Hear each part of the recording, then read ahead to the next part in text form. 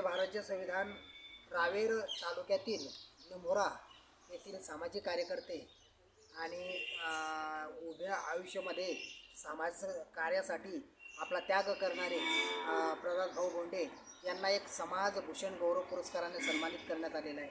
आणि एक सोज्वळ मनमिळव साधंसुद्धा असं व्यक्तिमत्व बोंडेजींचं आहे. ते प्रत्यक्ष आपल्या स्टुडिओमध्ये उपस्थित आहेत.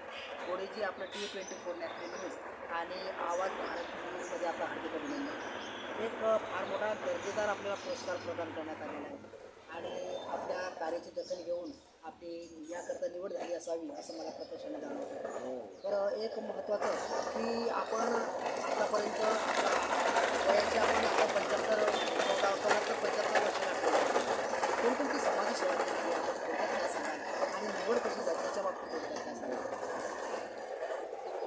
गेल्या परवाच्या दिवशी 10 जानेवारी 26 रोजी शिर्डी येथे माझी समाजभूषण गौरव पुरस्कार म्हणून निवड झाली आणि तो पुरस्कार मला त्या ठिकाणी मिळाला. काही प्रतिष्ठानच्या वतीनं हा गौरव पुरस्कार मिळालेला आहे. मी ऑलरेडी नेहमी करता समाजसेवेचं काम माझं 24 तास चालू असतं. कारण कुठलंही सामाजिक कार्य असो त्यास मी उडी घेऊन ते कार्य पूर्ण करण्याचा प्रयत्न करतो. सामान्य लोकांकरता आरोग्य शिबिरं घेणे मला जास्त आवडतात. कारण या आरोग्य शिबिरांमुळे गोरगरिबांची सेवा होते. ज्याला काही दवाखान्यात जाऊन शक्य नसते तब्येत दाखवणे आणि उपचार घेणे, त्याच्याकरता हे आरोग्य शिबिरं फार महत्त्वाचे असतात. म्हणून मी गावात आणि परिसरात बऱ्याच वेळेला ही आरोग्य शिबिराची आखणी करत असतो आणि त्यातून गोरगरिबांना मदत होत असते. तसेच बरेच समाजसेवेचे काम मी करत असतो. गावात काही भानगडी असल्या त्या मिटवत असतो. काही कुठे काही लग्न जुळवणे असले ते कामं करत असतो. असं येणं प्रकारेनं समाजसेवेचे कार्य माझ्या हातून नेहमी गावात चालूच असते.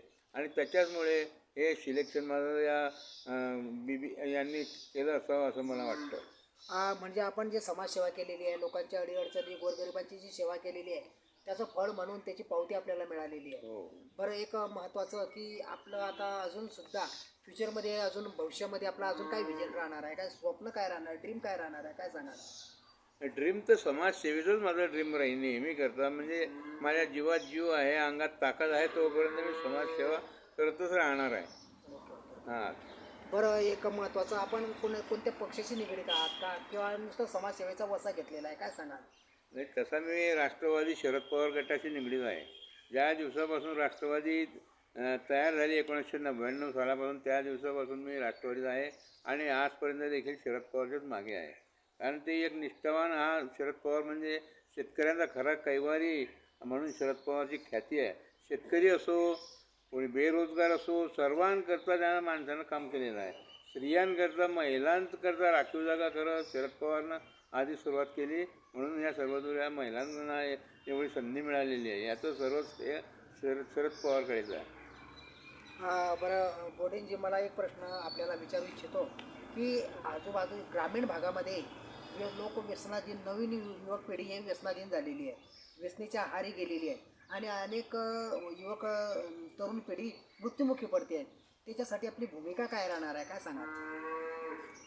हे तरुण पिढी या दारूच्या आहारी गेली आहे, व्यसनी बनलेली आहे. म्हणून बरेचसे पोरं मरून राहिले. यंग मुलं या दारूमुळे मरत आहे. तर याच्याकरता पोलीसकडे आपण मागणी करणार आहे की तुम्ही पैसा तर बराच कमवता, परंतु हा पैसा असा कमवू नका.